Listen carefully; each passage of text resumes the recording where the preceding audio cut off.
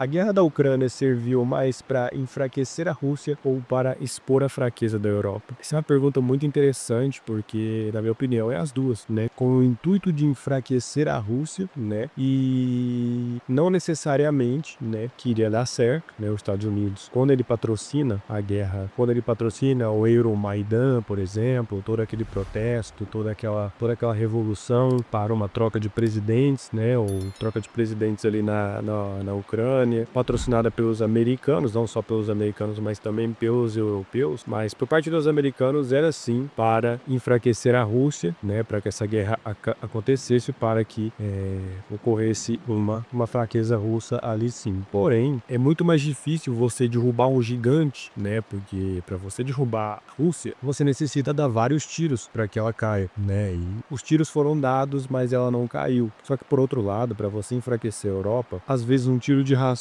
né, seja o suficiente. O tiro não foi de raspão, o tiro foi bem dado em cima da Europa. Realmente tudo o que a Europa vem sofrendo com a guerra da Ucrânia, né, indiretamente, faz com que, né, hoje nós nos encontramos em um cenário em que nós conseguimos ver essa fraqueza da Europa de uma forma mais evidente. E claro, isso é um plano, né, é um plano de uma grande potência que não é idiota, né, é uma grande potência que sabe onde pisa, que sabe os passos que dá, né. Eu vivo dizendo aqui que os Estados Unidos, ele tem seus problemas, ele tem sim os seus erros, né, você vê os Estados Unidos cometendo alguns erros, como todas as potências no passado cometeram, porém ele sabe muito bem onde pisa. Quando ele acerta em cheio. O Império Americano errou em achar que a Rússia iria se enfraquecer, né, com essa guerra, não só pelo fato do contexto militar, né, do contexto de você fazer uma guerra militar com a Rússia, né, incentivar isso e dar dinheiro para a Ucrânia, dar armamento para a Ucrânia, isso tudo foi um tiro que saiu pela culatra, mas também o lance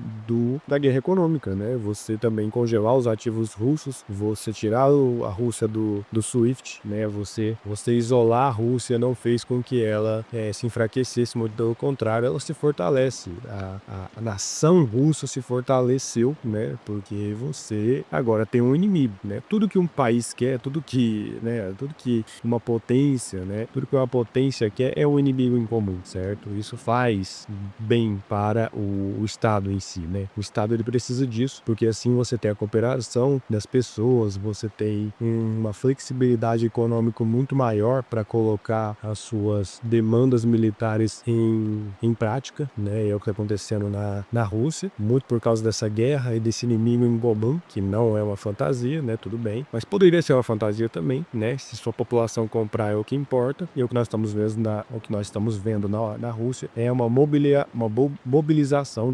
mobilização da sociedade para uma guerra que é iminente, na opinião dos russos, né? E na minha opinião também é iminente. Não tem muito né? Não tem muito segredo aí não. Realmente essa guerra é iminente. Porém, né, a fraqueza na Europa, né, a exposição dessa fraqueza por parte da Europa, ela vem de diversos motivos, né? Os Estados Unidos não faz isso por acaso, né? A OTAN, ela é muito fraca, se você for parar para pensar, né? Se você fosse colocar no lugar dos Estados Unidos, para os Estados Unidos, a OTAN não compensa, né? A OTAN para os Estados Unidos não compensa, porque os Estados Unidos é uma ilha, se for pensar nisso, né?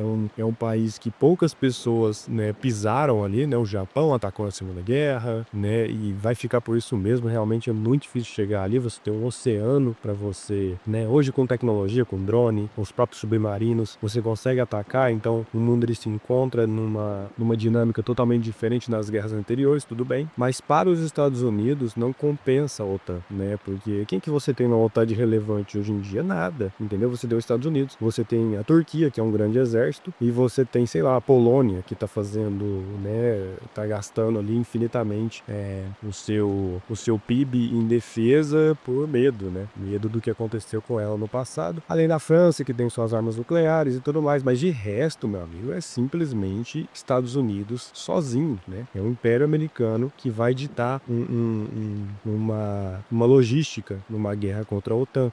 Quando acontecer uma guerra com a OTAN de fato, quando a OTAN realmente entrar em guerra com outro país, todos os olhos voltarão para os Estados Unidos, querendo eles ou não, porque eles são os mais fortes. Então é uma dependência muito forte que a Europa como um todo tem dos Estados Unidos que não compensa. Então é muito mais fácil você enfraquecer de um... Claro, o pensamento que eu tô partindo aqui de um pensamento militar, né? Mas a gente tem diversos pontos de vista do porquê os Estados Unidos fez isso com a Europa, né? Tanto que quando o gasoduto Nord Stream 1 e Nord Stream 2 ele foi sabotado, todos os olhos se voltaram a porque a Rússia fez isso, né? Por que a Rússia fez isso? Ah, não sei o que, por que a Rússia fez aquilo? E hoje tá muito claro, né? Hoje, pelo menos pra mim, tá muito claro que tem mão dos Estados Unidos nisso e aquela coisa, tem algum problema? Então tem mão dos Estados Unidos nisso, mas aquela pergunta que fica, tem algum problema? Na minha opinião, não tem problema nenhum ter mão dos Estados Unidos nisso, porque isso fez com que a Europa ficasse mais frágil, né, na questão energética, dependendo dos Estados Unidos. O acordo recentemente fechado pelos Estados Unidos, pelo Trump, com a União Europeia, fazendo com que a União